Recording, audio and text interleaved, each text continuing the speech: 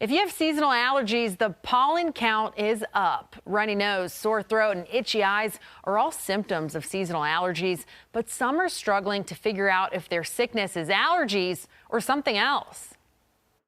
Other viruses cause a lot of the same symptoms as environmental allergies, which is sore throat, runny nose. The itchy eyes is generally pretty much only caused by these environmental allergies.